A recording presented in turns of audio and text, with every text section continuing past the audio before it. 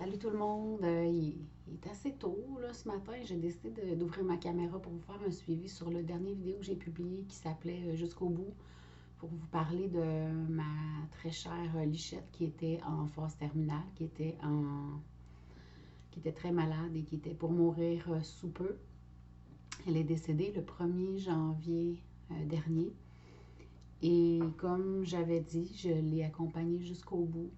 Euh, Elle est décédée sur mon lit et j'ai tenu sa patte jusqu'à son dernier souffle. Ça a été plutôt difficile comme moment, mais je regrette rien. Et si c'était à recommencer, je referais exactement la même chose parce qu'elle méritait. Elle ne méritait pas moins. Ça a été tellement une bonne compagne, une belle amie, qu'elle méritait de mourir paisiblement chez elle dans ses choses. Puis c'est ça que j'avais dit que je ferais et c'est ce que j'ai fait. Ça m'a fait beaucoup de peine. Aujourd'hui, on est le 5 février et suite à son décès, elle est décédée à 6 heures, 6 heures le soir, le 1er janvier, et je l'ai enterrée sous le pommier à côté de la maison une demi-heure plus tard. Donc à 6 heures, elle était décédée et à 6h30, elle était sous le pommier. À partir de ce moment-là, j'ai développé des problèmes cardiaques. Je me suis mise à faire des extrasystoles à répétition. J'en ai toujours fait depuis longtemps. À 18 ans, j'avais passé un électrocardiogramme parce que je ne savais pas qu'est-ce qui se passait avec mon cœur. Puis on m'avait dit, vous faites des extrasystoles, tout le monde en fait, mais la plupart des gens ne le sentent pas et tout ça. Donc j'en ai fait toute ma vie, mais tu sais, j'en ai pas fait tant que ça. Puis il y a des périodes où j'en faisais plus. Mais ça n'a jamais été aussi fréquent que depuis le début janvier. J'en fais énormément, genre, tu sais, ça peut aller à 100, 150 par jour. Là. Si vous ne savez pas c'est quoi un extrasystole, c'est comme un battement irrégulier du cœur. C'est comme si le cœur fait un battement de trop ou manque un battement. Donc, c'est comme si, moi, ce que je ressens, c'est comme si mon cœur arrête puis il repart. Fait que ça donne un coup quand ça repart. Alors, il faut que je reprenne mon souffle, puis des fois, je peux en faire jusqu'à 3 à la minute. Fait que c'est vraiment gossant, ça pourrit la vie. Puis j'ai consulté un médecin là-dessus, puis il me disait, mais vous savez, c'est que vous ne les sentiez pas avant. Donc, je me suis dit clairement, il n'en a jamais fait pour me dire ça, parce que je les sens toujours quand j'en fais, ou à peu près toujours. Donc, en tout cas, il m'a mis sur la liste d'attente pour que je passe un Holter. Donc, ils vont me plugger 24 heures sur une machine pour voir qu'est-ce que, tu sais, si mon rythme cardiaque et voir s'il y a quelque chose qui est déréglé à ce niveau-là. Et puis, donc, puisque on connaît tous le système de santé, là, ça va prendre combien de mois avant qu'ils m'appellent pour que j'aille passer ce Holter-là. Mais j'ai comme fait le lien que c'était possiblement lié à la perte de Lichette, parce qu'après presque 20 ans, imaginez-vous, si vous avez des enfants, perdre un enfant après 20 ans, ou un compagnon, une compagne après 20 ans de vie commune. Pour ceux qui n'aiment pas les animaux, peuvent peut-être pas comprendre, mais pour ceux qui ont des animaux de compagnie, on sait que c'est des personnes, ils ont des personnalités particulières, ce sont des êtres vivants à part entière, auxquels on s'attache, avec qui on communique. Donc,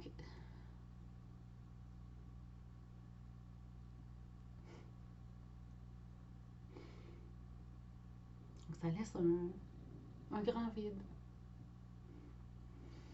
Et quand on parle des sentiments, on parle du cœur.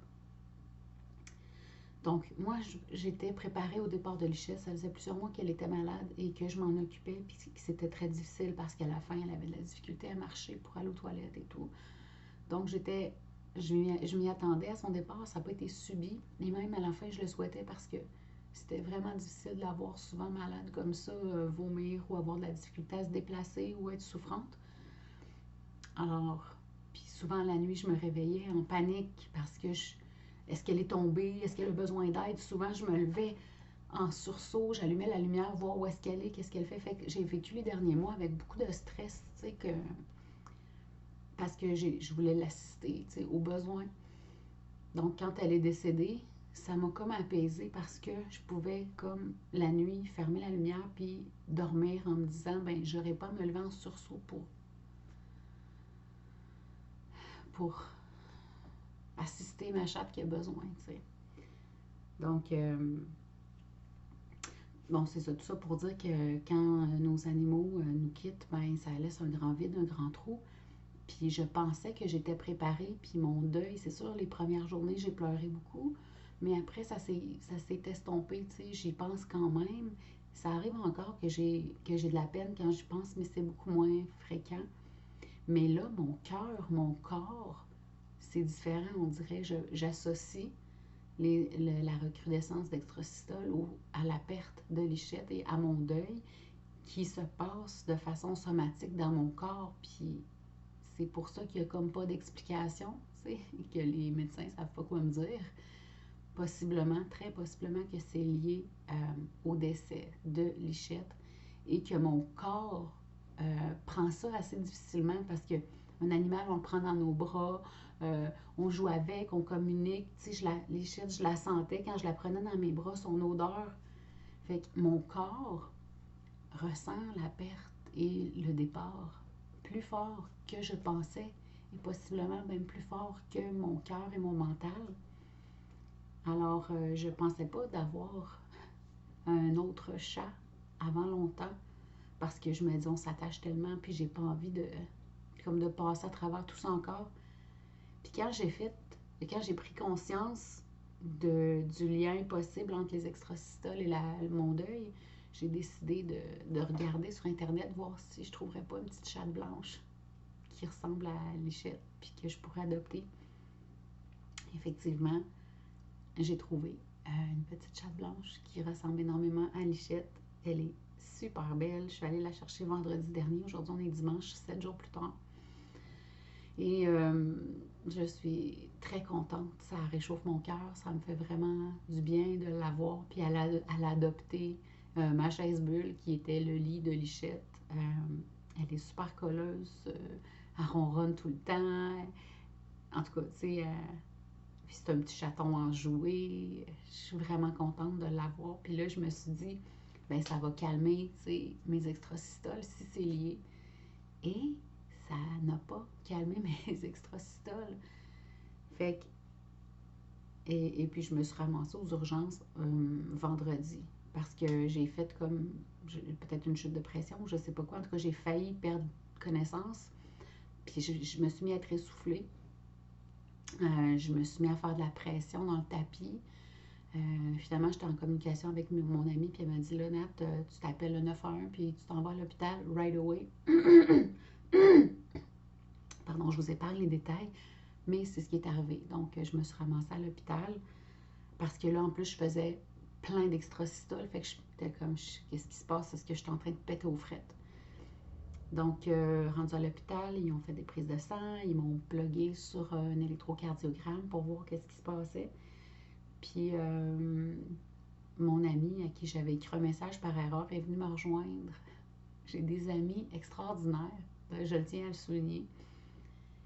Donc, une fois à l'hôpital, c'est ça, ils m'ont mis dans une chambre fermée avec un rideau, puis c'est ça. Donc, mon cœur s'est calmé, ma pression s'est calmée. Ils ont fait les tests et tout est beau. Il n'y a rien, j'ai rien. Ils voient les extrasystoles sur l'électrocardiogramme, mais tout le monde en fait. Puis d'habitude, vous ne les sentiez pas, puis là, vous les sentez plus, tu sais. Puis juste dans l'ambulance, de chez moi à l'hôpital, qui est 20... Tu sais, je suis entrée dans l'ambulance un peu avant qu'on parte, parce qu'ils ont fait des tests avant qu'on parte. Fait que j'ai été dans l'ambulance peut-être 30 minutes. Puis j'ai fait 10 extrasystoles dans 30 minutes. Fait que, ouais. Tout ça pour dire que je suis ressortie de l'hôpital, je suis partie en ambulance à 1h30, je suis revenue chez nous, je suis sortie de l'hôpital à 4h30, puis j'avais rien. Fait que là, tu sais, je me dis, mais coudonc, qu'est-ce qui se passe? Mais après ça, ce que j'en conclus, ah oui, puis ils m'ont dit que j'avais peut-être une petite carence en potassium. Alors, si eux prétendent que j'ai une petite carence en potassium, je prétends que j'ai une grande carence en potassium, alors je vais y voir. Mais ce que j'en retiens aussi, c'est que possiblement que le deuil au niveau somatique, physique, n'est pas terminé. Et que malgré le fait que j'ai adopté ma petite Limette, je l'ai appelée Limette, comme ça je peux utiliser tous les surnoms que j'utilisais avec ma belle Lichette. Puis oui, c'est sûrement de la compensation, mais je m'en fous. J'ai pas envie de me taper sur la tête pour ça, puis j'ai besoin de douceur là-dedans, fait que c'est correct, c'est bien correct. Puis elle prend sa place, puis je suis vraiment contente. Mais c'est ça, je pense que mon corps est encore en deuil et que c'est de là que proviennent ces malaises cardiaques. À suivre, on va voir. Ça fait 1 mois et 5 jours qu'elle est partie. Fait qu'on va voir dans les prochaines semaines parce que là, j'ai beau faire des pieds des mains, ils n'ont aucune solution pour moi, ils n'ont rien à faire. Fait que heureusement, je suis en contact avec une naturopathe, mon amie, que j'aime beaucoup. Puis ben, je prends des têtes sur mer, puis j'utilise des huiles essentielles pour calmer les extrasystoles, tu sais, de l'aubépine, de l'agrippaume, ylang-ylang, marjolaine. En tout cas, je ne ferai pas une énumération exhaustive de ce que je fais. Mais puisqu'on ne peut rien pour moi dans le système médical, ben, je vais prendre soin de moi le mieux que je peux avec des médecines alternatives, avec des résultats empiriques et supportés par la science aussi. Fait que c'est ça. Je voulais vous faire un petit suivi là-dessus. Je trouvais que c'était intéressant le lien à faire entre le deuil puis mon problème, mes incidents avec mon cœur. Alors oui, je suis allée jusqu'au bout, puis là, ben, c'est un nouveau départ avec Limette. Et je vous avoue que, parce que j'ai une autre chatte, Moustache, elle, c'est une écaille de tortue, puis elle ne tripe pas pantoute sur le projet, elle n'est pas d'accord tout à fait, mais ça va déjà mieux après 7 jours. Elle commence à moins grogner quand l'autre s'approche, puis ça va finir par se tasser, j'en suis convaincue. Alors voilà, c'est ce que je voulais vous raconter ce matin.